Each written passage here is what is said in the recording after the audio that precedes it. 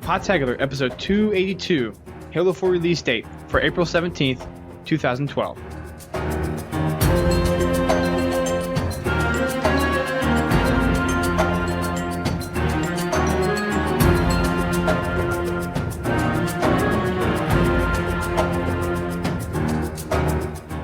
Hello, ladies and gentlemen, and welcome back to Podtacular, the unofficial Halo Universe podcast. I am your host, Duststorm. I'm your co-host, DaftLink. And from the Waypoint Modcast, we have Rukizzel. Hola. What's up? Not much, you know. Got lots of information to take in all at once. Yeah, we have a boatload. A frigate load. How about that? Frigate load of information. So To we're dock digest. workers. Floor it right into the hangar. So, we are, again, without GLewis. He had some family issues come up, and I think he's still addressing them. So, unfortunately, he will not be on the show, but he should be back on the next one. Unfortunately, you're stuck with me. I don't see how that's too unfortunate. I mean, you're a cool Aw. dude. So, from what I heard, you know what the ladies like. Pineapple. Pineapples. Did you see that I posted that video up on YouTube? I did. I caught it at work. I was cracking up. Pineapples. I didn't know anybody was recording. I guess, being around the rest of the Waypoint mods and you, I should know that there's always going to be a camera or Yeah. a recording device on somewhere. One of us has a camera somewhere at some point. I caught the Texorcist asleep. Did you now? Yeah, I'll send you that picture. It's pretty good. All right. Yeah, I'm sure there's a bunch of other pictures that haven't. Well, you probably shared them with some of the other Waypoint guys. I haven't seen any of them because I'm not in that email thread, but well. Anyways, the big news of today is the release date of Halo 4, and I was off by 1 week. I thought it was going to be November 13th, but it is actually November 6th of this year. So I was right that it was going to be before Thanksgiving. Well, it has to be. I mean, to coincide with Black Friday. Yeah. You can't miss all those sales. No. And they've done releases for Halo. Let's see. ODST was a November release. Wasn't Halo... Nope. ODST was September 22nd. Halo 2 was November 9th. Okay, I knew Halo 2 was. Reach was September. Halo 3 was September. What was Halo 1? Was Halo 1? Yeah, Halo November 1 right? 15th. Yeah. So, yeah, the closest was Halo 2. After Right. Peter Moore got it tattooed on his arm. Remember that? For that stunt?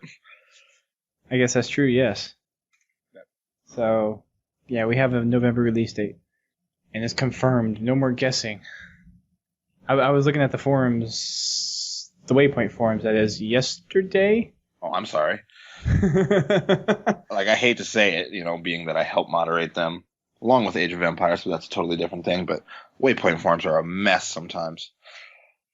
Yeah, sometimes. Especially, whenever I go through the forums, I keep Halo 4 as the last one. Yep. So I read That's a good practice.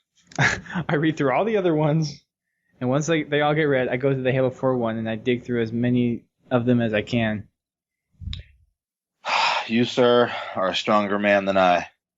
You I have go to, through and I see him, and it's just so much whining and bickering. But you know what? It's passionate people. It's a passionate group. right. Well, unfortunately, the way forum culture is that you're going to hear more from the people that have issues with something. Well, yeah, because everybody else is out enjoying their day. Right. And it's not that these people are necessarily wrong in their opinions. It's just some of them. Present them in the wrong way. Right. Do not present them in a mature fashion, so to speak. I can't think of another word that aptly describes it without being offensive. It's the internet, What are you going to do? Yeah. The internet gives you plus 20, plus 10 strength. So you can do whatever you want. You know you're generally not going to run into anybody. Yeah. So if the internet ran into me and you in real life, they'd be totally quiet. Oh, yeah. Just between our combined probably like 500 pounds. And then throw Miguel, Claude. Oh, God, Claude. Is Claude taller than you? Because I think he might be like maybe a half inch taller than me. Like we haven't We need to, at PAX Prime, stand back to back with our shoes off and see who's taller. Because what are you pushing? 6'5", 6'6"? 6'5", yeah. So between the three of us, there's close to 19, or no, there's like 19 and a half, just about feet of just beast. Yes, indeed. It would be a frightening sight to see. I don't know. I don't think all three of us were ever together at Halo Fest at the same time. But have that and then just have Jess standing in the middle as bodyguards. Oh, jeez. She would disappear. Yeah, basically. Her and Grim Brother won. And the rest of them. Yeah, sorry, Jeff. No, I'm not sorry. Just few men dared to dream. Yeah, there's a few other shorties in that group as well. But I digress. So yes, November 6th is the release date of Halo 4. So go and pre-order your copy from your preferred retailer of choice, being that Amazon, GameStop, wherever you can pre-order Halo 4. That's a midnight launch. I'll be going to a midnight launch. Ooh. Oh, you have to. They should have another like huge one in Times Square or something like they did for Halo 3. They probably will. They've got to. I mean, they've got to. With Master Chief, and I like how they had the guys riding on those mongooses through the streets. That was cool. The thing is, I'm probably going to take that day off of work. I'm probably going to just... oh, wow, look at you, Mr. Mega Halo fan over here. Oh, I already sent my boss an email. I told her, I was like, yeah, I'm coming down with the flu. I think we're going to take November 6th off. Just wanted to let you know. That kind of refers to one of the Red vs. Blue videos that came out today, too. Yeah, that's exactly why I did it. Yep. I need November 6th off because during that time, I think flu season's going to be riding strong, and I'm going to be sick. But no, I guarantee you, like 2/3 of my work is going to be gone for that one. They have to be. They have to support. I would assume all of your work would be gone, except for maybe like 5 people. That's true. Hopefully so. Hopefully that's the case. I wouldn't be surprised if Microsoft shut down for a day. Great. It should be a holiday, goddammit. What, Halo Day? Yes, Halo Day should be a holiday, especially at Microsoft. Yeah, you'd think at Microsoft campus it would be a holiday. I don't know. All the things that we wish to happen with our favorite franchise. So I've got a question. Unfortunately, that's not how the world works. Yeah. But it should work like that. So where are you going to pre-order from? Whoever's got the biggest release or what? I honestly don't know. Because you're in DC now, right? Yes. So what if they do something in Times Square? You going to drive up for it? Actually, I was thinking about doing that, yeah. I was thinking about either taking the train up there or... I mean, I could drive. The drive is 3 hours. It's a lot better than the drive to Boston. That's true. I'm not doing that again. That was hell. It took me 6.5 hours to get back. That's not bad. Not bad, but it's kind of bad when you get in at 5 in the morning and then you have to wake up at 7:30 to go to work the next day. That sounds like personal scheduling problems. Well, I mean, I was planning to leave earlier, and then you guys decided to do dinner or something, and I'm like, well, screw it. So it's our fault? Yes, but in a good way. Okay, I can take that. But yeah, I was happy I stayed because we had a good time. Always.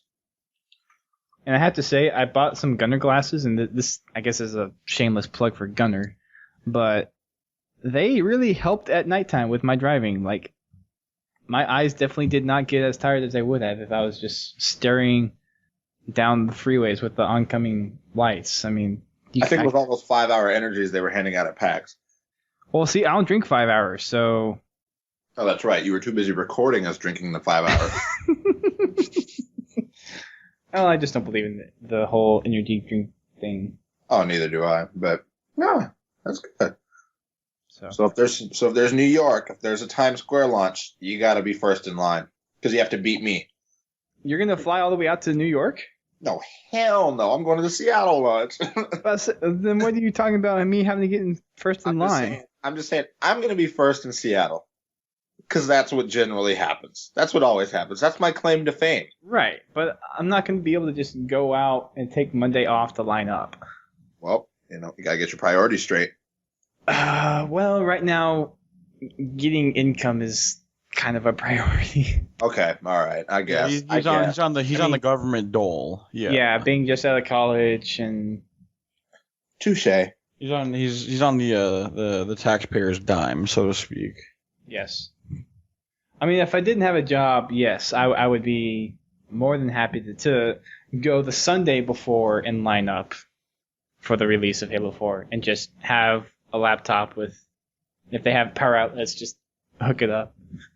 And See, that's what I'm worried about now. Is every year has gotten crazier for me.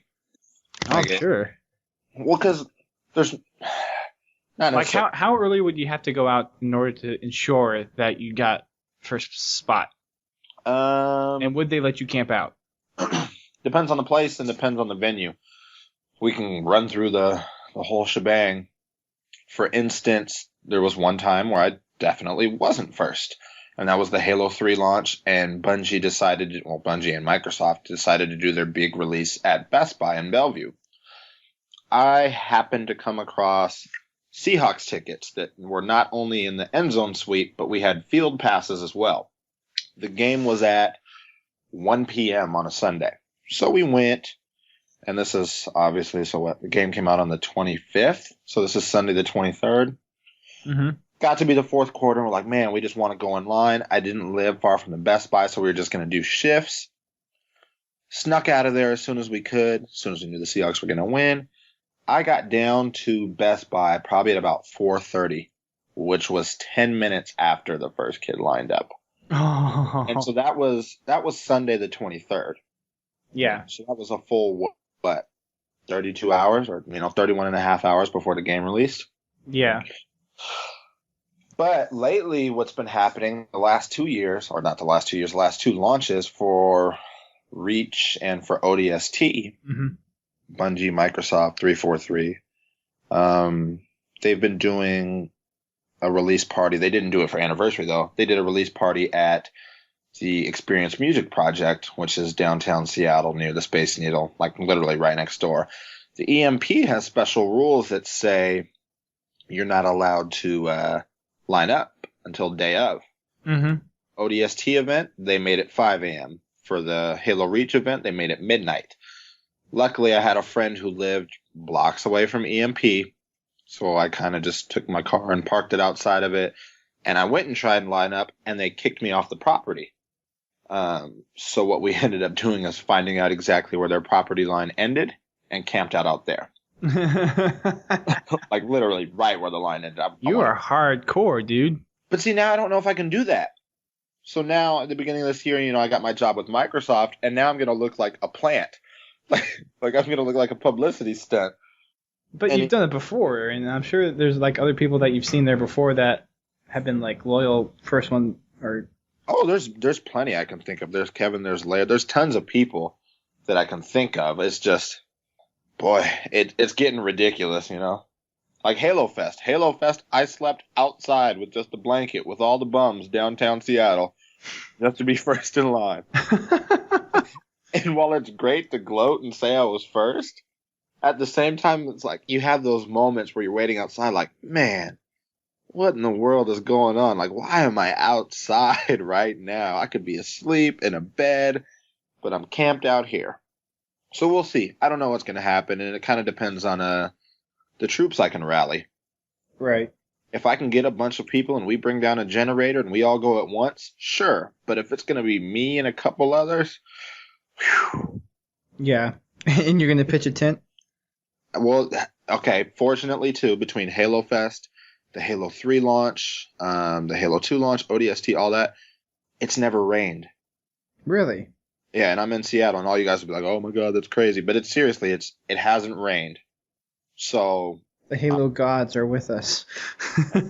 I'm hoping with this one being in November, I'm like, please don't let it rain. Please don't let it rain. Otherwise, yes, I will literally be pitching a tent. Dang. But you know what? The experience is so great, I'll probably do it anyway. Yeah. I sit here now and doubt myself, but it's fun. You get to be around. It's like PAX. You're around a bunch of like-minded people, and you're sitting there and you're telling stories to each other, and you see people that you know, people you're familiar with, and then the employees start to trickle in. Like, it's a great time.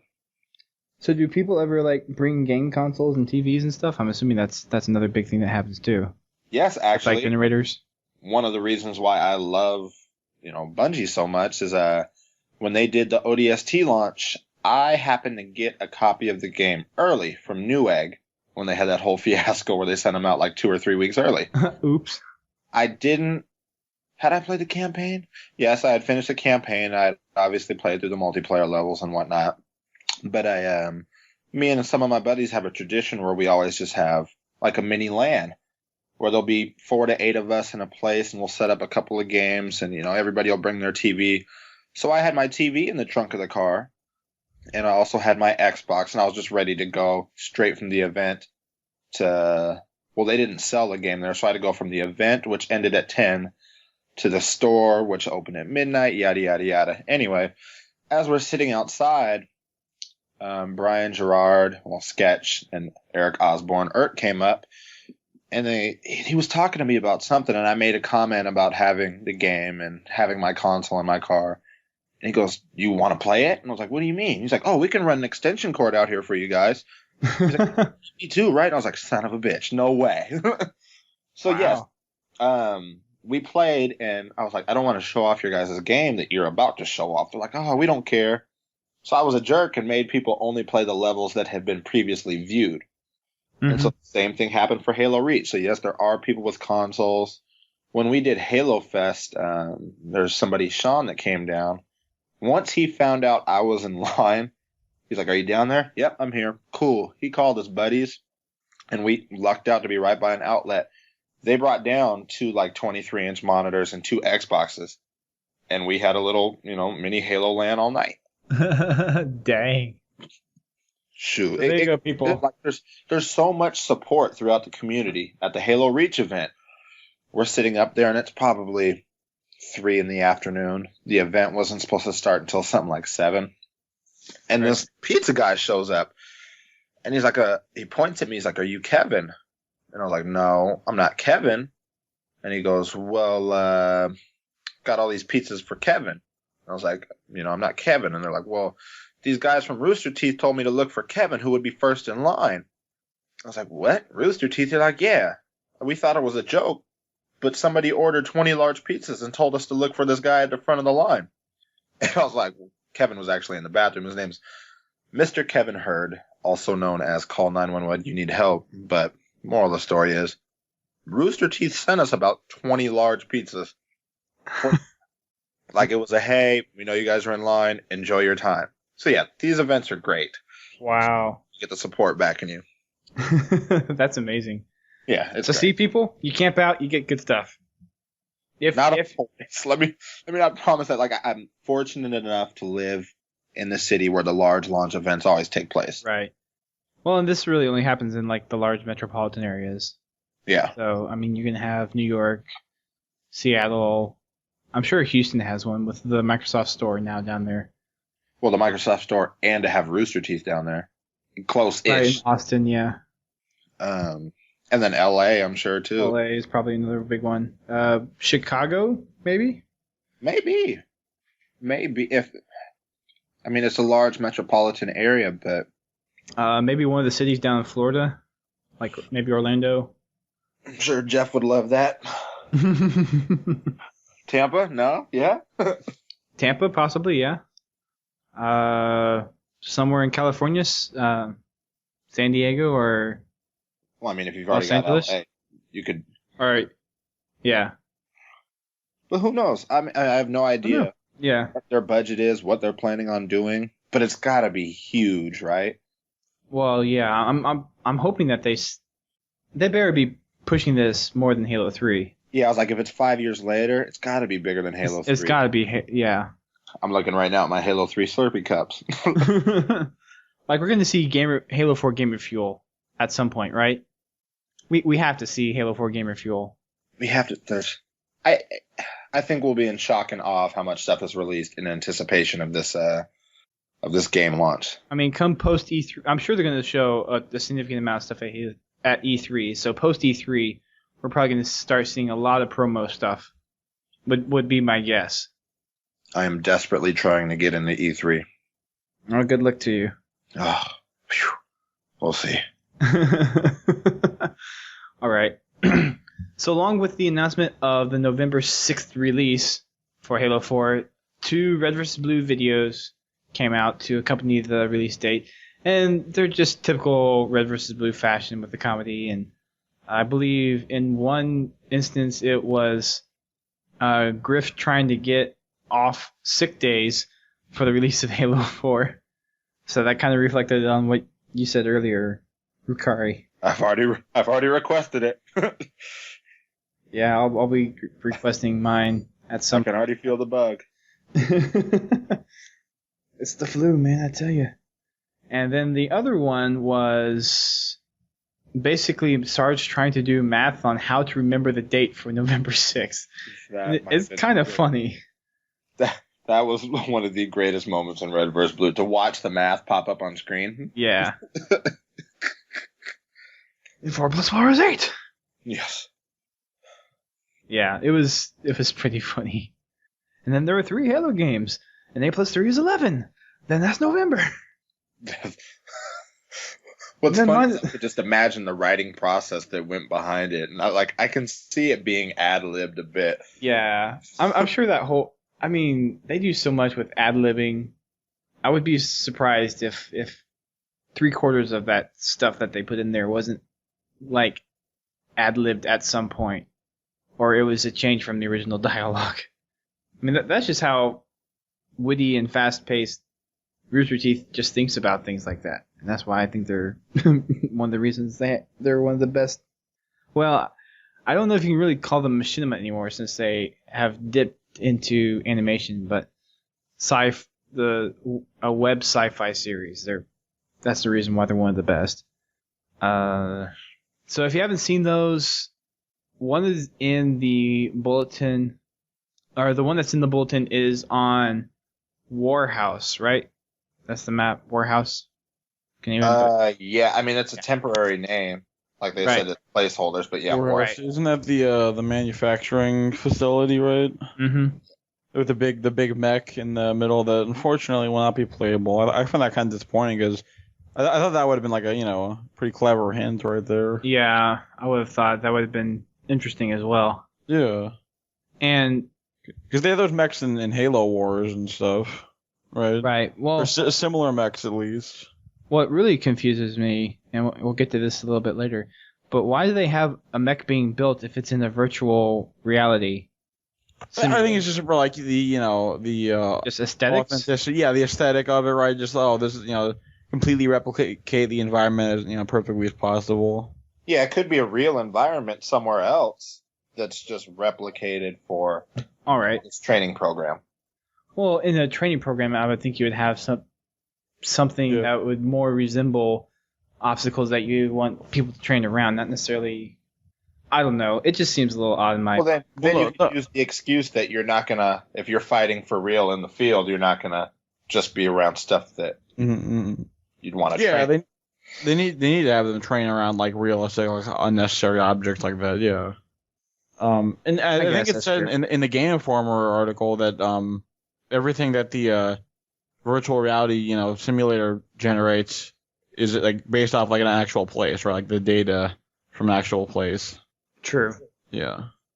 But yeah, so the one in the bulletin is for Warehouse, and then Wraparound. There's another video that RVB released. I'm not sure where. It's in a separate post on Waypoint. And yeah, they did too. There's a link on they've tweeted it out a few times. Oh, here it is. It's in the bulletin, isn't it? There's one in the bulletin, but then there's another one. Oh, here it is. Save the date. So yeah, it's on the main news feed. Oh, that's right. Yeah. It's not on the blogs things, but if you do the news feed, both of them are up there right now as separate posts, and then the Warehouse one is embedded in the bulletin. So, I mean, that's pretty much that. Are there any specific comments about it? I mean, we saw a little bit more of the maps, I guess, but nothing really stuck out to me in terms of what they're bringing new to the plate in the Halo 4 multiplayer perspective. What do you mean bringing new? Just like I mean, it's like it's just the maps. I didn't see anything else that stuck out. Like a new mechanic, like a new playing style. Or just in terms of like stuff that you would see in multiplayer. I mean, it just looks like pretty standard maps. I don't think it was that. That was the purpose of the Red versus Blue videos. I mean, that was just for comedy and for promotion and whatnot. You know, it wasn't a multiplayer trailer, and yet we don't know the layout of the maps. We haven't played the maps ourselves. You know, there could be a kind of a flow to like a unique flow to each of them. You know. Well, I mean, if 343 is anything like Bungie, which they are, there's always going to be some hidden thing inside the videos that they do. And for the videos that they did for Reach, there was that tank in the background, and they were talking about how big Forge World was when we didn't know really how big it was. So, who knows? There might be something in there, but yeah. I know there's what feels like placeholders, because if you watch when Church is zooming in with the sniper rifle. Yeah, that the HUD for the sniper rifle is very... No, it's not the HUD. At one point it says range. You know how the sniper rifle tells you how far something is. Yeah. Placeholder text in there right now. At one time said all zeros, and then another time just said 1, 2, 3, 4, 5, 6 or 0.6. Mm-hmm. So I feel like there's a lot of stuff that's not done, and like was stated earlier, this is just for promotion. There might be a little hint towards something else, but I don't know if they dropped a lot of visual hints. Yeah. Well, I mean, I was looking for stuff and nothing popped out, so. It's just like them to sometimes drop hints in these promotional videos. True. Uh-huh. And I would think they would do stuff like Bungie did, where it's like it's subtle and discreet, and it might not pop out there at first glance, but with enough people looking at it, someone's bound to find something eventually. Speaking of Forge World, man, I was so disappointed when I played the Forge World in Reach for real when they came out, and I discovered that you could not go up to that Citadel tower up there on that. Yeah, slope. that sucked. I think that was kind of universal. Everyone was a little irritated. Like, you couldn't go into the Citadel. You could not go up there at all. The slope, it wasn't really there. You know, you couldn't play on it or delete all those trees or. Because I thought that would be like a cool racetrack if you could have made some curved angled, track on there or something. Yeah. Oh well. Yeah, the whole tower thing. I was hoping that would be accessible in some way or fashion. Yeah, if it could be a whole interior, a base or something. I mean, that'd be that would have made the map gigantic in scope. Yeah, that would have been. You could have made some gigantic aerial, big team games on that or something. Yeah. Well, in hindsight, it would have been nice to see. I mean, even if they didn't develop much on top of it, just the ability to go out there and then build on top of it with Forge would have been nice as well. Mm-hmm, mm-hmm. Yeah. Just the fact that the tower aside, it's that whole upper slope, going all the way from where the tower is to the whole that other beach all the way down there, right? You can't even really go on any of that. Yeah. Well, in my opinion, the whole thing about trying to restrict players to a certain area of the map should be done. This is for matchmaking, but it should be done on a per map basis, not necessarily the base maps that you use for Forge. I would say a lot of the kill barriers that they had were really out of place, especially for Highlands. Highlands was notoriously bad for that kind of thing. Mm. Yeah, the Forge function. I guess it was the verticality, but I never used jetpack, so I have nothing to worry about. But that's what I would hear people griping about all the time. But I mean, you have those climbing towers, and it's some people I'm sure could have used that in some of their game types, and I had some ideas for that you could even use machinima with that kind of stuff, but you really can't do that because there are soft kill barriers hard-coded into those maps. And to me, that's kind of one of those things that shouldn't have been hard-coded, and it should have been placed in there in Forge for the matchmaking variants. Yeah. That's just my... It seems like Reach's DLC overall was not nearly as fleshed out as it should have been, and it was not as long-lived as it should have been. Well, Reach was... not as popular as it should have been, right? The numbers, well, depending on how you want to look at the numbers. Yeah, it's... with the amount of units it sold. It's hard for Halo Reach since it's not Master Chief. I don't think it got nearly as much of a draw. And the fact that that's single player though, that's canon. I mean mainly on a multiplayer kind of level. I mean, just the multiplayer popularity was nowhere. I don't think anywhere near as big as Halo 3's was in its prime. Right? Yeah, but I think one of the reasons for that is because, again, this goes back to a discussion that we had a few episodes ago, but all the multiplayer maps for Halo Reach was based on something in the campaign. All right. Where in all the other games, most of the maps were based off of just original ideas. Original ideas specifically built for multiplayer, and I think that's one of the reasons why multiplayer in Reach was not necessarily as enjoyable as it was for Halo 2 and Halo 3. Mm-hmm. So... I think some of those gameplay mechanics, because like me personally, when I look back like on Halo 3, I'm like, that was an awesome game, multiplayer. Well, I mean overall, but like multiplayer, that was an awesome game that I played for a very long time. Yes. Well, we'll look back on Reach, and I think this is like a lot of people feel like this. So yeah, feelings of Halo 3 universally positive, but then people look back on Reach, and it's like that was also an awesome game, but it was often kind of what's the word? Second thought. I don't want to say ruined, but a little, you know. It's kind of an afterthought. It was a little screwed up by dumb things like armor lock, basically. It was a rose with thorns, right? Yeah. Well, armor lock is one of those things where, yeah, in hindsight, probably could have been done a little bit different, but I mean, Bungie at least tried some new things. So, I mean, take armor lock for what it's worth. Yes, we know it's not that great of an armor ability in some respects, but I mean, I would maybe mention active camo. I think active camo is like the second most hated armor ability, just because like mainly the radar jammer and like the camping and all that. Yeah, but active camo has been in the game since Halo 1. Yeah, but it's not something you could just have at any time. It wasn't a power up you just picked up. That was a lot more balanced, actually. True. That was way more balanced. But I mean, I guess that could be its whole. And it didn't jam the radar either. You could still Halo 3 guy picks up the invis. Yeah, he's invisible, but you can still see him on your radar unless he's crouching. It doesn't jam the radar unless you hit the radar jammer. That's like so rare. I mean, the whole radar jamming thing makes sense to a degree. Yeah. It gives them away, and it also can kind of mess. You know, you can use that person that has active camo to mess with the opposing team, and you would figure those two things would go together. It's usually pretty easy to figure out where the camo guy is. You just don't know exactly where he is. So, I guess at that point, the whole radar jamming thing is more of an alert than. Well, I take that back.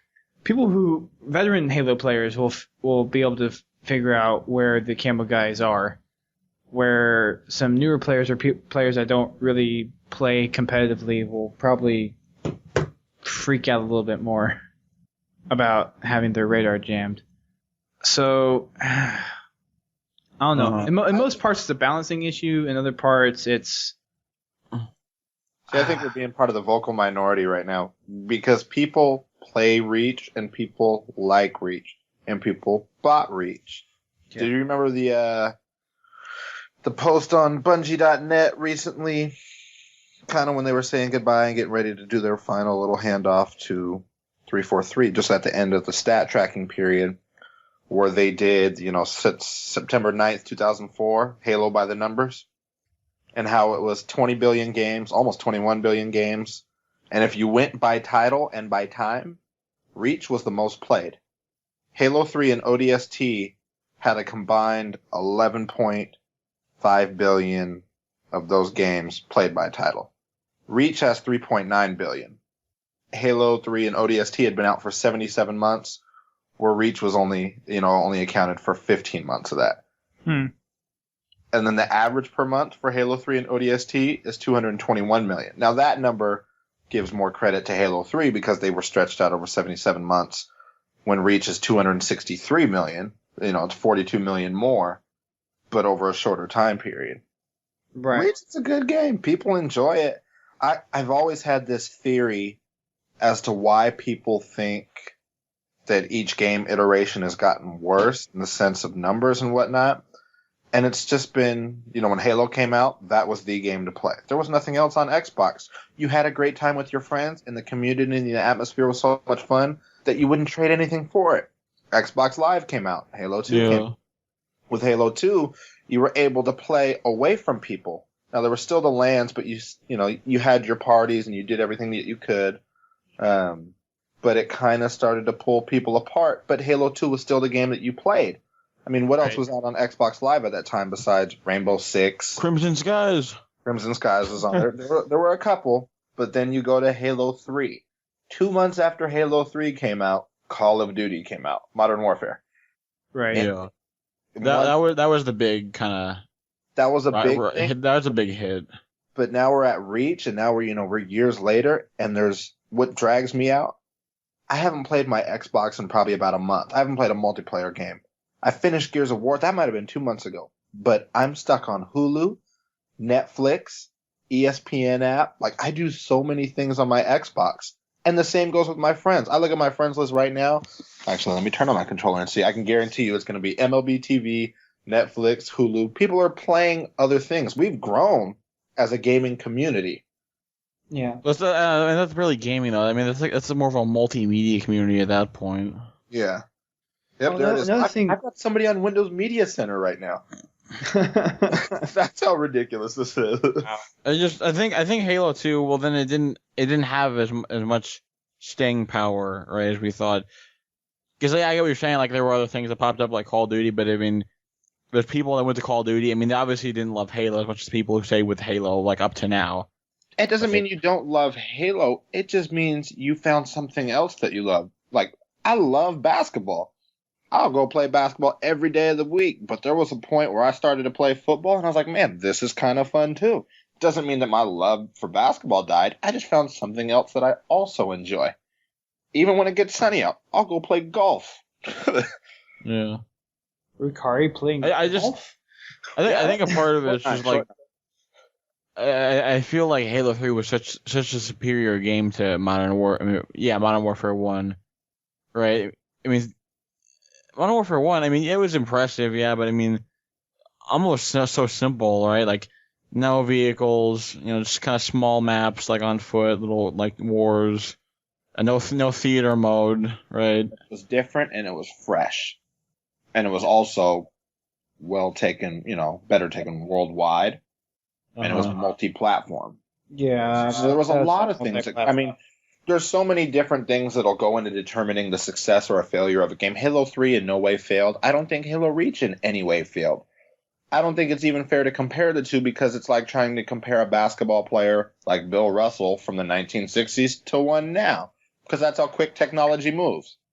Back in the 60s, you weren't allowed to dunk in the NBA. Now there's people jumping over people in games. So it's tough to compare the two, and sometimes I don't feel it's fair to do so. But I think they're both equally great games. And sure, each one has its shortcomings to me. There were times where I get killed in Halo 3 by a needler that only hit me with 3 needles, and it broke me batshit. I still have saved clips of it, but that's just me defending Reach right now. I still believe it's a good game. Oh, it's fantastic. It's a good game. I think also a little bit of it is Halo, being sci-fi versus Call of Duty, the realistic, the military shooter. Yeah. Right. I mean that the realistic military shooter is a little more casual friendly because a lot of them, that they're not going to feel like nerdy, I guess, right, playing it as opposed to maybe Halo, which is nerdy of course to us. We think it's awesome, but other people maybe not so much. That was the one thing I always loved about Halo when I explained to people why I preferred that over Call of Duty. Even though sometimes I'll take the break from Halo to go play Gears of War, Call of Duty. But I'm like, in Halo, I feel like I have a chance all the time. There's always a way to counter. Call of Duty, if somebody gets the drop on you, you're pretty much dead. Halo, somebody can pop your shields, and if they've messed up and need to reload or whatever, there's time for you to react, move around, and recover. It doesn't matter who shoots at you first, unless, of course, they got rockets and they better kill you. But that's the one thing I've always loved about Halo. It gave me a chance to recover. I think Halo's a lot more diverse in terms of compared to Call of Duty, and it's a lot more complex in terms of the storyline, the things that you can do in multiplayer with the custom games, the forge, the theater, and all that stuff. The Halo universe is a rich universe compared to... That's true. The universe is probably the best thing I've ever seen. Might even be better than Star Wars to me. There's so much, and I'm just like 140 pages into Cryptum right now. I just started reading it a day or two ago, and there's tons of stuff, and obviously Call of Duty can't always do that, but I enjoyed the Call of Duty story. Like, I think too many people focus on comparing it rather than enjoying it for what it is. It's not a measuring contest. Enjoy both. They were both good. Yeah. Same with Gears. It's almost gamer culture at this point. Yeah. I guess it's in any culture you have to compare to, a standard. Top dog, yeah. To some kind of standard. Yeah. It's annoying, but it's kind of the nature of the beast. True. In a way. I think a lot of it's just like, we don't like seeing Call of Duty as the king, because we feel like Halo is just so much more cultured and just has a richer universe and a richer fan base as opposed, to what we see like the Call of Duty fan base. They might not be the nicest bunch sometimes, but neither is Halo. I don't want to say anything about them because I'm not active in their fan base. But God, if you saw our Halo 4 forums and the I have to clean up, well, I should say Sam has to clean up because she's working on it. I feel like everyone's just as bad. I don't know. I feel like Halo. I mean, every fan base can have its whiners and its whatever, its trolls, but Halo, like us, like me and Dusty, and like the other Podtacular people, like I say, like kind of cultured gamers, like we actually know what we're talking about, as opposed to like Call of Duty, which has that bad bunch that every franchise has, and then it has a bunch of smoke pot, man. I'm a wannabe gangster, and all that. It's just like most people I've run into in Call of Duty lobbies are just like horrible. I guess the way it's in gaming, period. The way that I think you can put it is that we're invested in the game outside of the game itself. Very true. Yes. I think that's kind of the definition of you're looking for, that we're cultured gamers. We enjoy Halo outside of the realms of the video game. Where in Call of Duty, it's a pissing contest a lot of the time. I will admit that, with the universe, like we were just saying, it's so deep and there's so much to dive into, and there's so many freaking corners of the universe to, hole up in. Yes, there is more in that regard. Definitely. Yeah. But I don't want to take that to say we're more superior, cultured, or better. Yeah. You get what I'm saying. Right. I mean, Call of Duty has its pros and cons. So does Halo. Yep. In our opinion, we just think Halo has better outstanding grades than Call of Duty does. And I'm sure there's probably a lot of Call of Duty people who think the same way about Call of Duty. Yeah, definitely.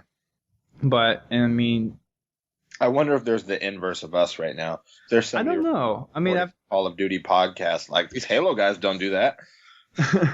Well, what like universe does it have? What franchise does it have? Really, how many people follow? Like, is there a deeper understanding to the story that Modern Warfare tries to bring across? I have no idea. It's very generic, war action movie type stuff. Yeah, when you're trying to do something like a realistic shooter like that, you're kind of limited on your creativity, where with Halo, you have more than the world to give you in terms of being able to come up with stuff and develop stuff. And the fact that it's kind of near future sci-fi makes it, I think, easier to cope with, and why a lot of other people find it easier to relate to. they could flesh out a lot in a Call of Duty universe per se if they wanted to. Because think about the first game, remember, or the first Modern Warfare, where that nuke goes off. Like there's that just war period, I guess, would fascinate me in the sense that they could make up whatever story they wanted. And the one thing that I love about Call of Duty, if there were to be a story, I think it would feel a lot like Oni type stuff. Like so much behind the back, so much secrecy, so much who's actually good, who's actually bad, like Soap and McTavish and all of them. Right. I feel like there could be if somebody fleshed it out. But that's what it would take. And I don't think with the rate that the games move and how quick they go, I don't think anybody's going to flesh that out. I think Call of Duty has taken the stance that we're going to put out a product that we know sells, and we're going to, make sure we not necessarily cash in, but make sure we just do that. That's going to be our strategy. Right. And that's their approach, so be it. Cool. But that's why Halo is so great, is because they have taken the time, and the community has taken it upon themselves to do these sorts of things. Like eye in a fistful of arrows. Yeah, that was fantastic. If you guys haven't seen what would you call it? It's not a comic. Like a graphic novel? Yeah, there we go. Graphic novel. Make sure you go check it out. It's leviathan.bungie.org, right? Yep. Yeah. So check it out. It's really well done. You could almost think of it as canon, even though it's not technically canon. But it's close enough and done really well to the point where you could almost think of that it's actually part of the Halo universe. Also going on right now as we're recording this, Conan O'Brien is doing a little feature for Halo 4, and apparently we are probably going to see a few lines dropped from him at some part along Halo 4. At least that's kind of what we got from the video that we watched. Possibly. I hope so. I hope it's what they recorded, like videotaped him recording. Yeah. Because he's there's going to be some kind of cameo appearance. And I have a feeling it's going to be something similar to the way that they did the Rooster Teeth guys in Halo 3, where it's going to be in some part of the map, but you kind of have to go out of your way a little bit to find it. Or something kind of like the grunts at the end of Halo 1 and Halo 3. So I'm assuming it's going to be something like that is going to be in there. I need to get my voice in the Halo game. I think we would all want our voice in the Halo game at some point. Oh, absolutely. Yeah. And, I mean, depending on how long Halo goes and the position you're in, I'm sure probably all of you moderators on the Waypoint forums probably have your voice in at some point. I wish. Don't get my hopes up. Don't you do that to me. I'm just saying. No. We enjoy the fun that we have and get to interact and do those sorts of things and get to bother Jess all day. But yeah, no voices. Leave those to the professionals. Are you saying you're not a professional moderator? I'm saying, technically I am a professional moderator. That's what I'm paid to do. Not for Halo. Before anybody jumps to any conclusions. For another place, yes. Yeah, but another Microsoft place. Yeah, the voice acting stuff. Like, if somebody said to me, "Why don't you give a little more inflection? We're looking for this sort of tone." Like, look, I'm gonna give you my tone. That's what you're gonna get. You don't like it? I mean, that's what kind of Conan did. That's true. So, you never know. It's possible. I mean, it's not not outside the realm of 343 reaching into the community and pulling stuff. I mean, they did it for Rooster Teeth. They've done it for some other people. If they're listening, this would be a great idea. And yeah, maybe we should start with the moderators. Maybe the ones that live close. I don't know. Oh, yeah, you can just walk into the studio and start dropping lines. Speaking of which, I have to apologize to Jess, Veronica, Allison, David, and the rest of you, and Chris, because I took an offer and they weren't there, and I got reamed for it.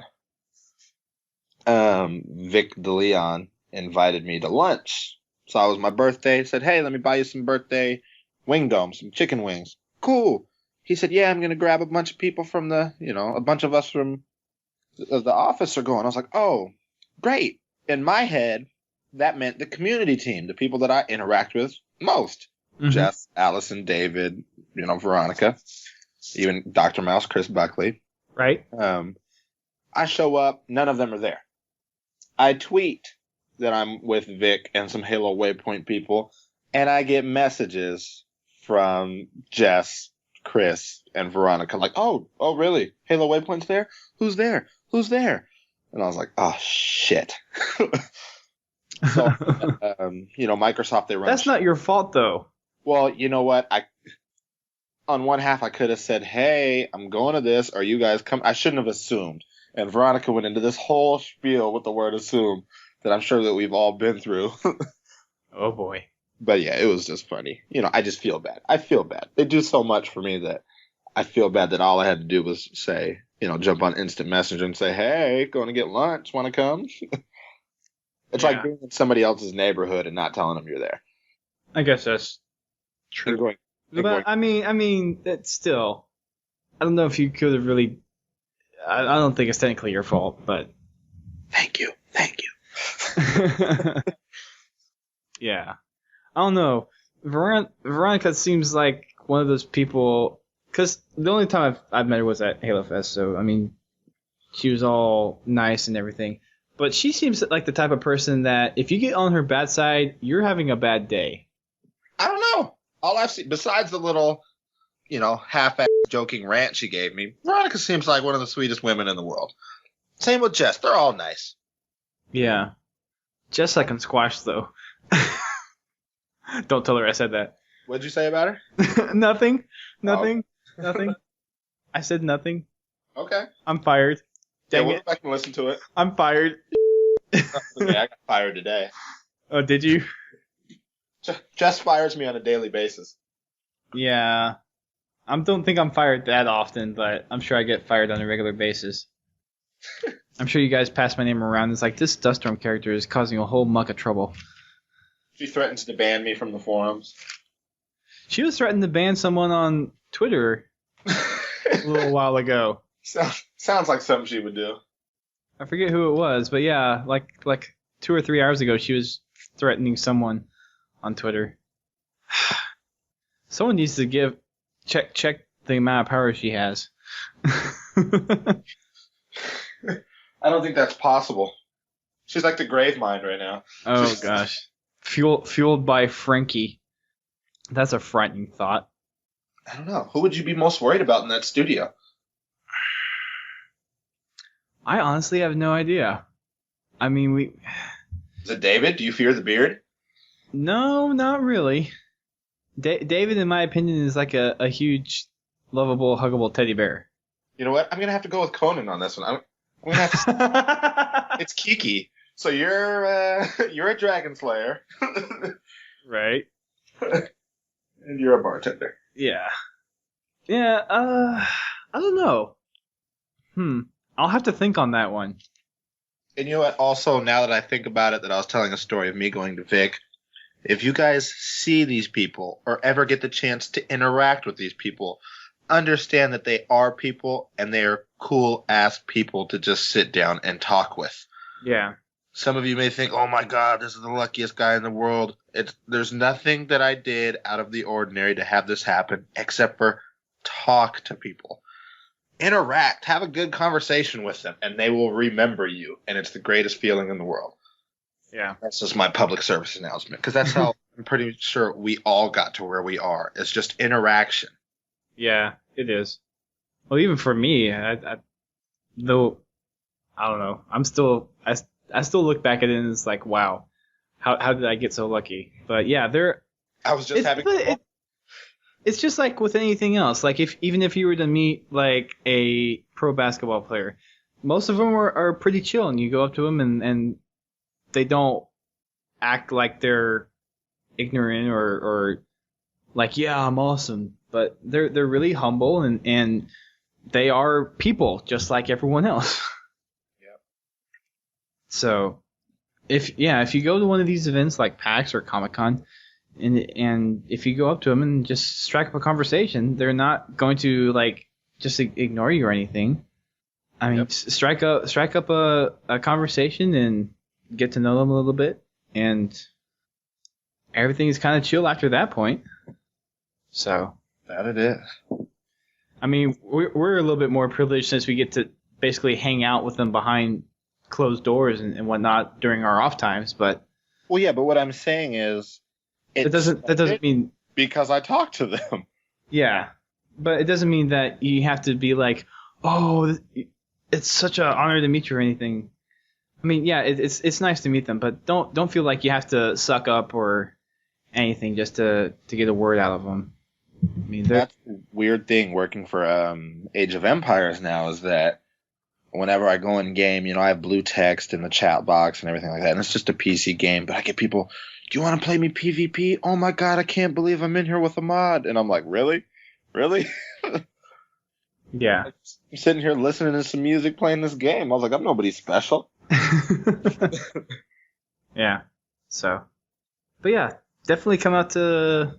Well, if you're planning to go to something, or if you haven't gone to something before, PAX East is coming up in... Yeah, PAX East is coming up next year. Sorry. PAX Prime, wow. PAX Prime is coming up probably again at the end of August, beginning of September. Yeah, it's the 32nd. It's Labor Day weekend. Really? Yep. I get Monday off. Sweet! All right, that works perfectly. I'm buying my tickets whenever they first come out. Awesome. That means I can stay. That means I can stay the Sunday night without having to worry about anything. That's very true. Oh yes. Even though it's probably going to be a pain to fly out Monday, or a costly pain, like in your wallet. Well, that's why I'll get my plane tickets as soon as I can. That's true. So, I mean, that's one of the nice things. I could technically already go ahead and get my plane tickets if I wanted to, and probably get them for cheap. I could probably get my round trip like for $200 or something. That's not bad at all. From DC? Oh, that's right. So that'd be one connection. So it'd be $400. Oh, okay. Jesus. I messed that up. One leg flights are typically about $120 on Southwest. If you buy them early enough. But yeah, come out to PAX Prime, because that's where 343 Industries is based out of. And you got to think about it. They're going to be what? 2 months away from the release of Halo 4? Yeah, there's going to be... There, right? It's not going to be like a Halo Fest thing, I'm sure, but there's going to be a big 343 presence to promote Halo 4. So, I can't wait. Like, there are going to be consoles set up to where you can probably play through the maps they have shown or will have shown up to the point of PAX Prime playable on the floor somewhere. So, I wonder how many that's going to be. I mean, I'm not saying if they'll have anything shown or set up. Yeah. I wonder how many maps we're going to see by that point. Because over the last, ever since March 5th or whenever that embargo finally lifted, we've gotten a buttload of information. Yeah.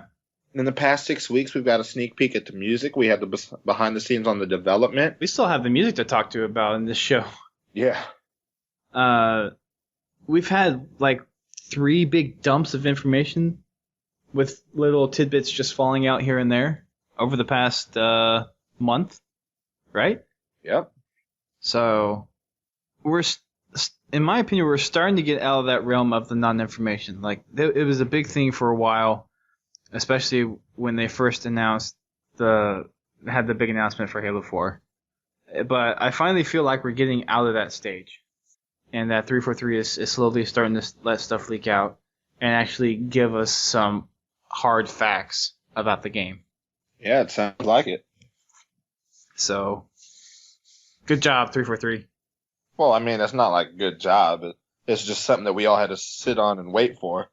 Yeah, but I mean, everyone else is like, finally. Yeah, no, they learned how to be an actual game development studio now. Yeah, I mean, so good job. I mean, round of applause. Oh, yeah. That I would definitely say.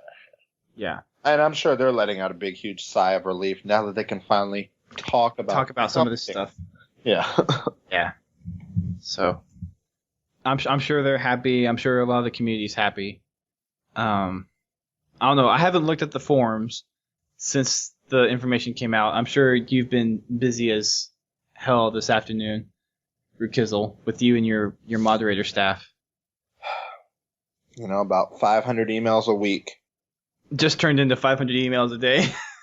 No, it doesn't get that bad. Luckily, we don't necessarily do everything by committee, but if there's ever a question, we send it up to the group, and we're always chatting. There's always somebody on. I think I was one of those topics of discussion this weekend. But I mean, right now there's 300 people in the Halo 4 section. Yeah. So it's pretty big. Pretty big news. Final things in the Waypoint Bulletin before we let this show ramble on for so long is there's some behind the scenes Q&A that wasn't done in the video, the Conan O'Brien video that they posted up on the Waypoint Bulletin. Custom challenge of the week has to do with the Spartan laser, and it is, I believe, just amount of kills that you get with the Spartan lasers. So if you load that up with a custom challenge, you will get 10 times the usual multiplier for using the Spartan laser. So Firefight would be the big one for that. What campaign maps use the Spartan laser? I can't even remember. I really can't remember. Doesn't Exodus use it on the... No, that's Rockets. Shoot. What campaign does use the Spartan laser? You get it. No, it is Exodus. Or no, Yeah. Is Exodus the one in the Falcons? No, that's New Alexandria. Okay, so it is Exodus, because I know I always save it to fight some of those last brutes before I get in the Falcon and go down to the Brutes beach. and the Wraiths? Yeah. Yeah, okay, so Exodus, I think, is the big one. There's a Spartan laser on the, the Last Stand? The very last mission? Yep. Firefight-like mission. There's a Spartan laser in there.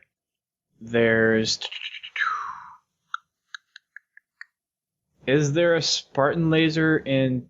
Oh, there's a Spartan laser in Pillar of Autumn. At the very end. Yep, you're right. There is.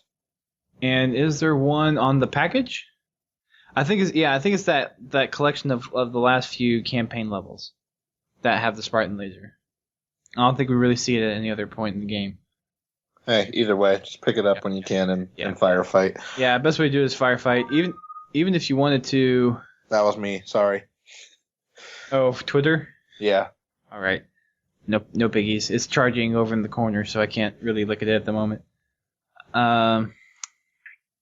Actually, this says campaign or custom firefight, so you can't do this in matchmaking firefight apparently.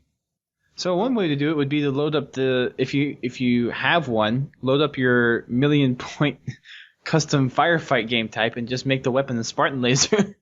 Yeah, that's true. And just go crazy. That's one way to do it. One way to rack it up really quickly. And Super Jackpot for this week is Big Team Battle. Up to 20,000 credit bonus for completing a Big Team Battle game. That's amazing. Yeah, Big Team Battle is one of the more popular playlists, so... yeah, it's so much fun. I love playing it all the time, especially heavies. Yes, I was so glad they brought that back. Yeah, all the vehicles and power weapons and the... Some of the Forge maps on there are quite good, actually. I've actually never played BTB Heavy since it came out. Well, we should play it sometime, Dusty. Heavies on Highlands is so much fun. Is it really? Yes. Well, I don't know if they have it in matchmaking now, but you remember when the Defiant map pack first came out? Yeah. The week before it came out, and they handed out codes at PAX East or their preview events. Uh-huh. I nabbed one of those, and we were in a game with Mr. Vociferous, and he was like, "Oh, we want to try this out. Let's see if you guys like it." And it was heavies on Highlands, and to have that many rockets, lasers, sniper rifles, and Gauss hogs and vehicles, period, was freaking amazing. Dang it! I wish I knew you back then, because I got a code and I really didn't know who else had the codes at the time. Yeah, it was tough because there was no matchmaking. Yeah. So I really didn't get to play matchmaking on the new maps that much, or custom games at that point. Gotcha. Before the rest of the people got it. I mean, I got to look around and see weapon placements, but that's about it. Yeah. You can only do so much when you're playing by yourself. So that's it for the bulletin. We have basically the launch date was what the big information that came out in the bulletin. Other things that got drizzled out over the past week was there was a video on Game Informer about some of Halo 4's multiplayer, and from that we know that what's the ship that they're on? Infinity? Yeah, the UNSC Infinity. Yeah, the Infinity. There's. Do we know what classification of a ship it is? Is it a frigate? Is it a? Where's Jeff when you need him? Yeah, where is Jeff? It's the giant. It's the biggest ship in the whole fleet. So right. So it's just giant ship, and there's Spartan 4s on here, and the multiplayer is supposedly a virtual reality training. Think of a holodeck, like from Star Trek. Yeah, holodeck would be a good way to put it. So that's basically what we're getting for Halo 4. Some of the UI elements from the video are still obviously being tweaked. Like some of the sounds, there are placement sounds in there, especially for the BR. It definitely did not sound like a BR. So there's a lot of placeholder things in there, but at least you get a sense of kind of the backstory behind the multiplayer and why they're doing some of the things the way they are. That didn't sound right. Why they're doing some of the things, whatever. You guys know what I mean. My brain is not functioning at. What? I have no idea. Hey man, it's all right. My brain is like I don't know, something. I didn't get good sleep last night. I tossed and turned, woke up early, so my mind's a muck at the moment. But it is okay. Thank you. I appreciate it. One game type that they really who was the guy in here that was talking? Brad Welsh? Yeah, Brad Welsh. Regicide was kind of the game type that they featured. And is it just me, or does that just sound like Juggernaut with points added for kills? It sounded like Regicide was basically a Juggernaut game type. Did you guys watch the video up to that point? Nope. Oh. No. Well, the video is going to be in the show notes for the rest of you guys. But he was talking about Regicide, where there was basically a king, and he's going to have a target over his head. And it's FFA style, where if you kill someone, you still get points. But there's also some special things with the king. As he gets more kills, something happens. Maybe it is Juggernaut with like some tweaks, because if you it sounds like kills for killing, points for killing other people, it takes away that stupid go for the Juggernaut, not me factor. Right.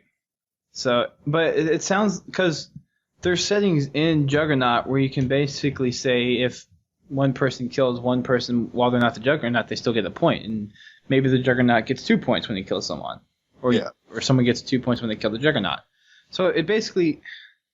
It sounds like some of the stuff that they're doing for Halo 4 in terms of the naming convention, like Spartan Ops. There's a lot of people, and I think Jeff was the one that brought this up, but Spartan Ops sounds like Firefight for Halo 4. Regicide just might be a renamed element that's going to be the new quote-unquote Juggernaut for Halo 4. And we won't know until we have more information, but it sounds like they're taking some of the elements from the past Halo games, tweaking them to make them their own style, and then sticking a different name on them. Does that sound kind of like an accurate assessment? Yeah, definitely. So, I don't think we're going to see too much of a difference. We will probably see some... Well, we are going to see some variance in the way some of the game types are done. Brad Welsh did say that a lot of the classic game types are coming back, like CTF, Oddball. Well, he didn't say some of these specifically, but I'm sure Oddball is going to be back. I mean, Slayer's obviously going to be there. Territories will probably be there as well.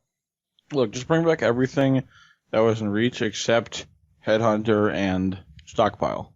Those two were my two favorite. While Headhunter was frustrating, it was fun. Pro. Yes. Headhunter Pro, yes.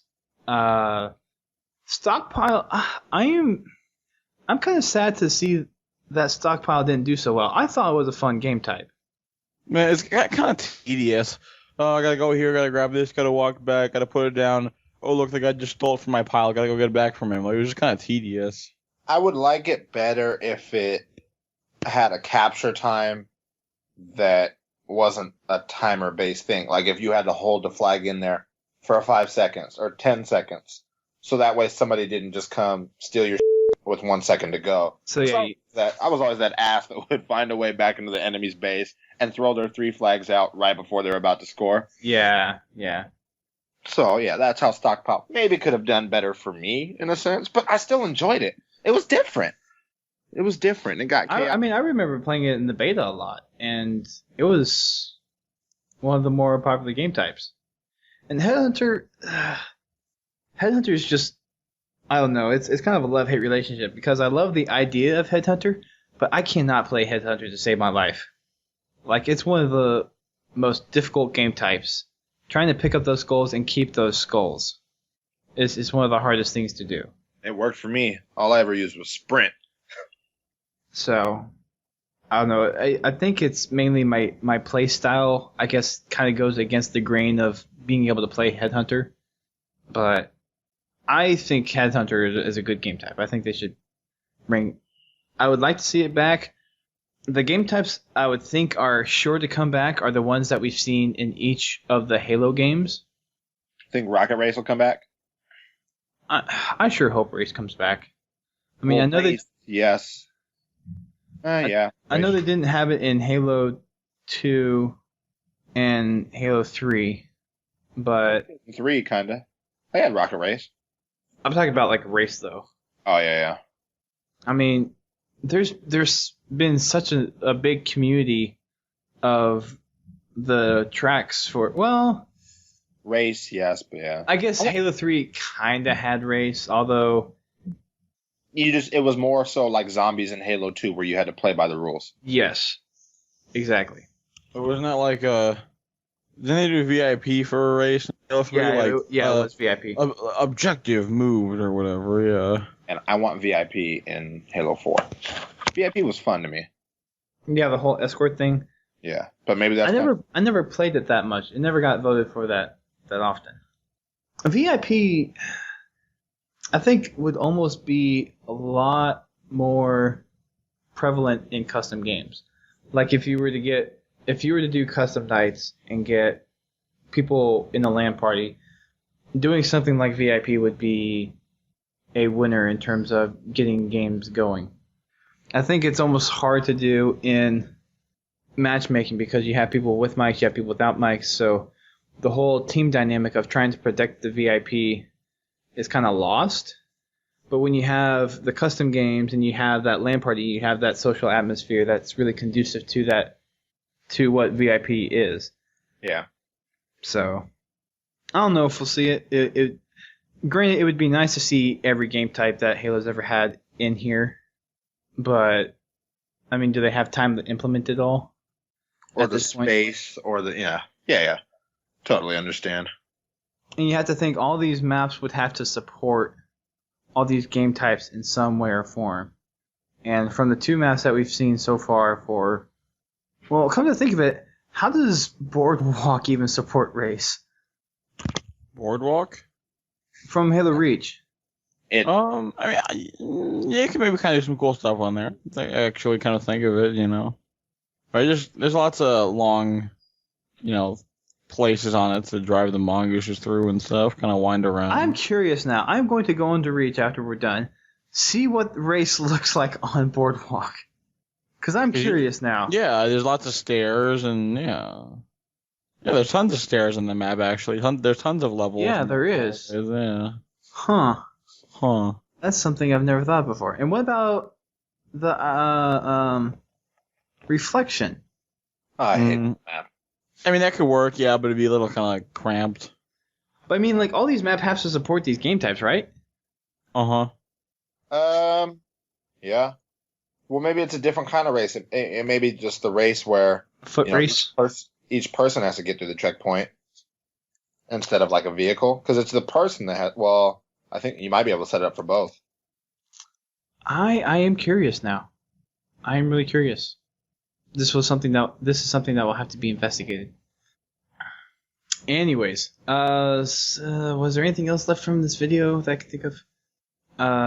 They did confirm that active camo, hologram, and jetpack are coming back as armor abilities in this video. Well, actually, did they confirm it somewhere else too? I think they did before, right? Yeah, I was about to say maybe there was some. Yeah, it was whenever they were talking about the Forerunner vision, right? Which was before this. Yeah, when was that, and where was that? Was that part of the Game Informer thing? Yes. All right, that's where it was from. So maybe we mentioned those in the last show. I can't remember if we mentioned it in Podtacular, but I think it was, but I can't remember. But it's not like we can't briefly go over it again. I mean, hologram. What's your guys' opinions on hologram? I liked it. It was so much fun. Like the first time I ever played the multiplayer at PAX, and I was talking with David Ellis. He was, working the line, and that was the first thing he said. He was like, "Wait till you try out hologram. It's so much fun to deceive somebody, and if you use it right, it can be quite entertaining." Yeah. And if you're smart enough, you'll know not to, fall for some bullshit. But it's still funny to see people look at it and chase it down. And you know what? It feels like something that a soldier, and I said the same thing about, Forerunner vision when I heard about it. It feels like something that a super soldier 500 years in the future would have in his arsenal. If they can have a hologram of Tupac on stage at Coachella, Art can have a hologram of him running across the battlefield. Okay. Fair point. But I'm not sure how I feel about Forerunner vision. I like it. Really? Yep. How it should work is don't let you see too far away. Just maybe a couple feet in front of you, just like to get the guy around the corner with a shotgun, and only let you use it for like a couple seconds, not that long of a time. Yeah, imagine it being like what I would perceive it as is something that's distance-based, where you might be able to see yay far, and or if they did it like visor mode, where you would see the outline of an enemy, right? Oh, that'd be cool. And you could see somebody, maybe not like directly see through the wall, but you could see that somebody's there, and then maybe the outline got fainter as they were really far away, so that way it's not too overpowered. Because imagine sitting in the middle of a level, and you have, two guys using Forerunner vision, and there's that map control aspect. Like, that's going to be what really kills people. Is this going to be a great way to know? There's going to be no camping. Well, to a certain extent. But, I mean, does that kill, like, some fundamentals of Halo? Because part of Halo is camping. I mean, it is a legitimate strategy. Oh, it is. I'm always too impatient, though. But now there's a way to counter that legitimate strategy. And that was always my big thing with the armor abilities and reach. Everybody would say, "Oh, this is stupid, this is wrong," but everything's counterable. Every strategy is counterable, so it's like the most complex game of chess you've ever played. Oh, it brings into account a luck factor. I hate that argument because everyone deliberately chooses what they're going to use, and you can still be unlucky and run into the guy that has rockets 3 out of his 4 shots, whatever. But if there's Forerunner vision, I'm sure there's going to be something, or I'm not sure, but there could be something that's a counter to that, Probably active camo. Yeah, and who knows? Maybe you can't see people with active camo, or maybe Forerunner vision is the counter to active camo, and you can still see where they're at. Like, that's one thing that's always been a chess game, and yes, it does change the core dynamic because it's so different, but I don't think it affects it too negatively. Just like when we were talking about the power weapons dropping. It changes things, but they're different, but it's something new and fresh to try. I mean, one of the big things about people, or when people or developers make video games, is the whole balance issue. I often wonder sometimes, is it possible to balance something too much? That's a good point. And it very well could be. I mean, yeah, some of these strategies might be unfair, but it's like is that a strategy that you have to balance, or is that a strategy that you leave in there for someone to utilize and use effectively against someone else who might not be as good? And you know what? I'm sure that's something that they look at with their take-home tests. And I'm sure there's 25 things that they may have looked at for abilities that aren't in the game right now. That's true. And I'm sure that's something like when they did their Halo 4 network test where they invited people into that. I'm sure they looked at things. Maybe something got scratched from there. Who knows? That's true. So I have faith. And, this is coming from my experience the last 3 months working with an actual game developer. There's a lot that goes in that public doesn't see. And I know 343, they have 250 people on their staff. I'm sure there are tons of things. And there are tons of people and tons of ideas. But, I believe in their ability to kind of test and hash out and see what works. Right. And they want to deliver. They want to deliver. They want to make a good game out of this. It's just a matter of, will the majority of the fans agree, I guess. It's always tough. Yeah. I have a feeling that when Halo 4 comes out, no matter how good or bad it is, people are going to compare it to Reach and say it's not as good as Reach. And Modern Warfare 3. Yeah. The whole Halo versus COD thing is not going to... Who was telling us the story about somebody neck wrote a bunch of posts on Bungie, and when Halo 2 came out, everybody was posting how much it sucked compared to Halo. When 3 came out, they compared 3 to 2 and said 2 was the best. When Reach came out, or even ODST, they compared it to 3. It's just been a continual cycle. And I say it was Jeff that mentioned that. It probably was, because he'd be the person to have that. Yeah. I think it was Jeff. But yeah, you're right. I mean, as gamers, we don't like change, and as people get used to the change, then they're okay with it.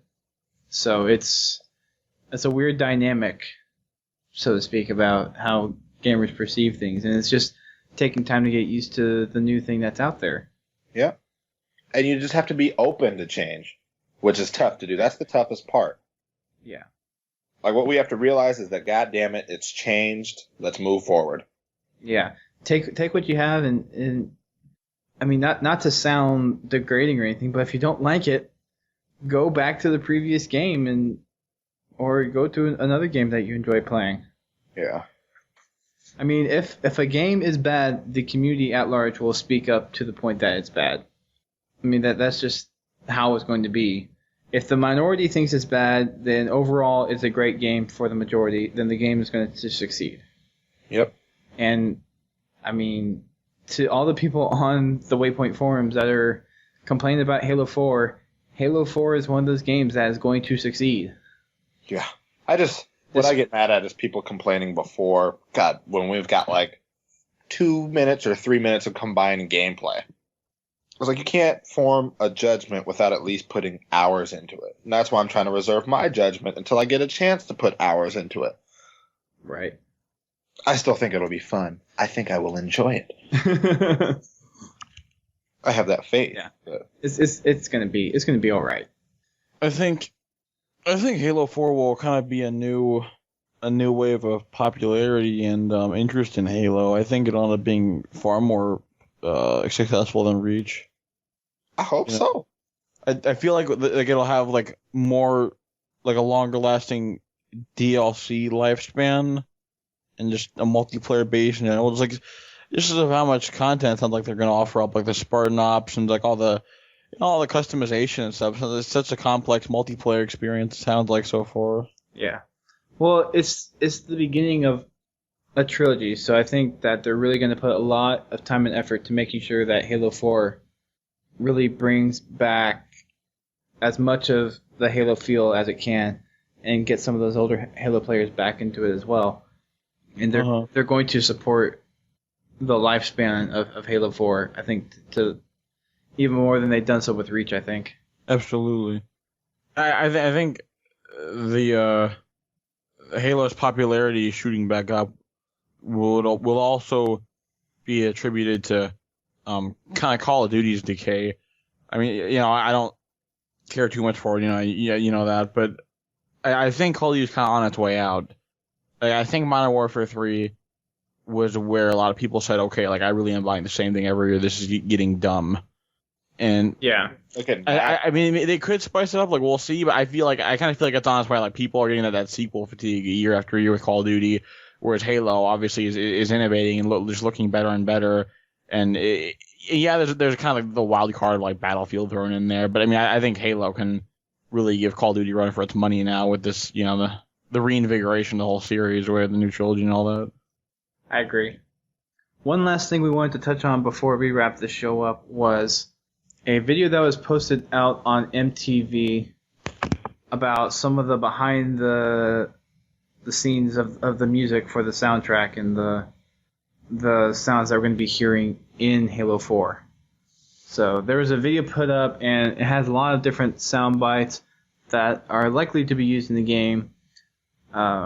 They kind of showed a few of, how do you say his name? Neil Davidge? You know what? Until I hear it, I will never know for sure. Davidge? It might be Davidge. Didn't we do this on the last podcast? Yeah, we did. Davidge, Davidge. So Neil, we'll just call him Neil. They showed some of the processes of him making some of the sounds that he uses. And we also got audio bits of a lot of the pieces of the soundtrack, and I got goosebumps. There were homages to the old Halo soundtracks, and you could definitely tell that they're trying to keep as much of the old stuff as they can and putting their own flavor on it, and I think they're doing a really good job. Yep, that's brilliant. I mean, there were the parts from the other Halo soundtracks, it's yes, this is Halo. But there were the differences to it where it sounds like it's in a new world, in a new environment for this Forerunner trilogy. Or Reclaimer trilogy, sorry. I need to get my terms right, or else Jeff is going to come over and beat me up. So for the Reclaimer trilogy, and for Halo 4, I think the music we're going to have is going to be very reminiscent of the stuff we've heard, and it's going to be great overall, I think. I mean, what do you guys think about the music? I'm excited to hear it. Obviously, there are a lot of iconic tunes that I never realized that I picked up on. It's like memorizing a song, and you had no idea until you're singing the words. So there's a lot of tunes that I associate with Halo that I realize have been embedded in my brain, and I hope that this new score, this new set of music will have the same effect on me. Because usually I'm not a big musical type person. Right. But it definitely has an effect. Definitely does. Daft, what do you think about the music, or did you watch the video? I have not watched the videos yet. All right. But I've heard the music's amazing, and this Neil Davidge guy seems to be pretty up to par, and I'm very optimistic about the music. I'm sure they'll make it epic. I mean, all the stuff that we've seen from the trailers so far has been solid. That's very true. So, overall, I think Halo 4 is in good hands. I think we're seeing, and it's interesting to see it now more as we're starting to get more and more information, kind of how 343 is handling the situation. And I think, for the most part, people that are keeping open minds on Halo 4 are liking what they're seeing. And unfortunately for those people who are closed-minded and not looking at the bigger picture of Halo, I think they're missing out, kind of. I can agree. But those are the type of people that just miss out on life, period. You know, it's not just Halo that they're missing out on. They're closed-minded towards all sorts of things, and right. I think some of them just might need to play it. Yeah. Stop jumping to conclusions, and whenever the game comes out, just try it. What do you mean whenever the game comes out? When the game comes out. Sorry, when the game comes out. Whenever. Sorry. Whenever they end up getting the game. Exactly. When the game comes out, just give it a try, and you can always return it if you hate it that much. But you have to realize that the game is going to move on with or without people's support. And if the majority of the people support the game and support what 343 is doing, then the game is going to go places. And it's going to be the new Halo. Yeah. It'll be good. People will enjoy it. Yeah, it's we're not going to have a problem with it, I don't think. I'm excited to see what's going to happen. A little under 7 months. Yeah. It's close. All right. Scarily close. It's going to be gone before we know it, isn't it? Or it's going to be here before we know it. Sorry. Yeah, and then we'll be like, yeah, remember when we were recording that podcast and we said 7 months? It's like, oh, right. Yep. Okay, well... Hey, fall's going to be huge, you know? There's like 4 huge games coming out in 4 weeks in a row. BioShock Infinite, Medal of Honor Warfighter, Assassin's Creed 3, Halo 4. Oh, and I wouldn't be surprised if the Call of Duty... it's probably going to be Call of Duty Black Ops 2, right? That's probably going to come out the week after Halo 4, is my guess. Yeah, but I'll be playing Halo 4. Right, obviously. But it's kind of, food for thought, right? Speculation, competition's sake. See, and this is where I say I've grown as a gamer, because I think I want to try and actually finish those two within a timely manner. I felt bad for finishing Gears, which came out on September 20th, at the end of February. I didn't feel like I was doing my duty as a gamer to play all these games. It's alright. I have games from 2010 I haven't even put in the system yet. I was like, fun fact, you know. I still haven't played Mass Effect, and it's at my house in the wrapper. Hey, it's fine, man. I haven't played Mass Effect. I still haven't finished Fallout 3.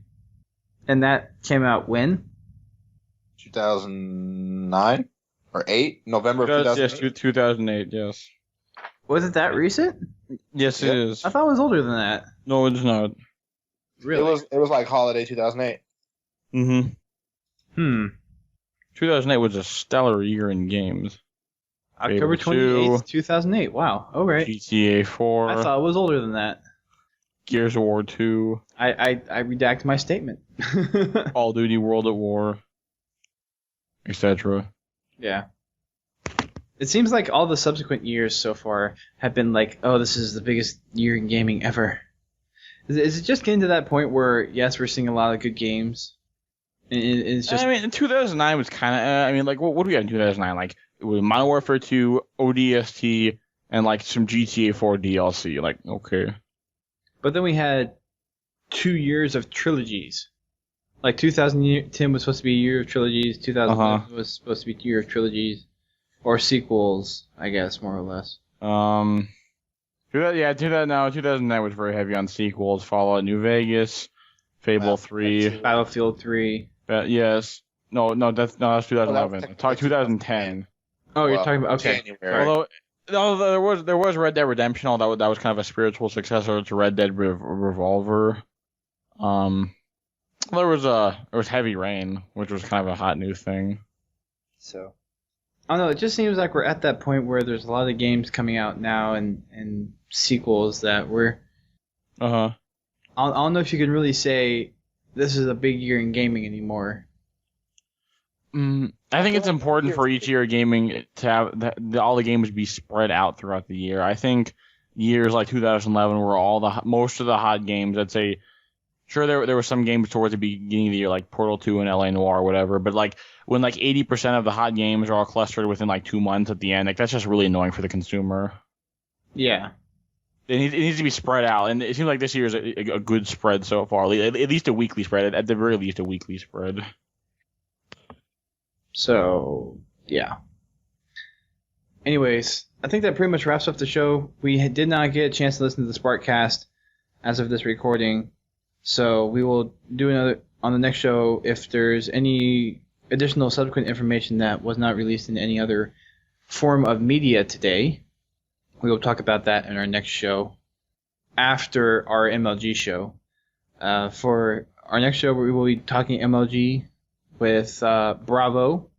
He is one of the commentators for our MLG Halo, and we'll have a couple other guests on as well. And and with all the new information that's come out with Halo 4, try to get some perspective on what the direction of MLG might be with Halo 4, with all the new stuff that's coming out, what the future for the rest of Halo Reach being in the rest of the championships this year, the spring championship, the summer championship, and the fall championship. So if you're interested in that kind of thing, make sure you tune into our next episode. And then the episode after that, we will pick up our discussion on more Halo 4 information. Also, make sure you check out our website. And while you're there, check out the forums. We are currently working on the beta forum still. I think the server is supposed to be moved at some point. The server is still up at the moment, so whenever it gets moved, it will be down for approximately a day. But when it comes back up, there should be some new stuff out for you guys to check out. Other than that, I don't have any other big announcements. Make sure you send your stuff in. We'll also be reading submissions on our next show. We have enough to make a decently length show now, so we will read those off as well. We have a few voicemails to play alongside those. I cannot remember the number off the top of my head since it's a new number. I will need to memorize that at some point. But it's on the website, so if you search for our new number, it's there.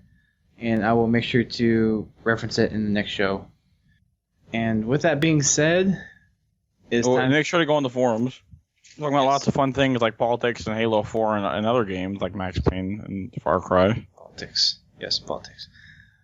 And to all of you forum goers who don't say that we're on the regular schedule, look at the past 10 plus shows that we've done.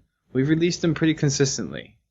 Since I have a job now, I've been pretty much trying to get them out on the regular schedule as much as possible. So, yeah, screw you. But with that being said, thank you guys for listening in. We will be continuing to monitor all the Halo 4 news as it comes out and talking about them on the show. And we will hopefully be getting some good, I hate to use the term good because Rukizzel is a good guest. And, but we will be getting some more prominent guests come time the summer rolls around. So fantastic. So yes. Sweet. Yep. So see you guys later. See ya. Peace.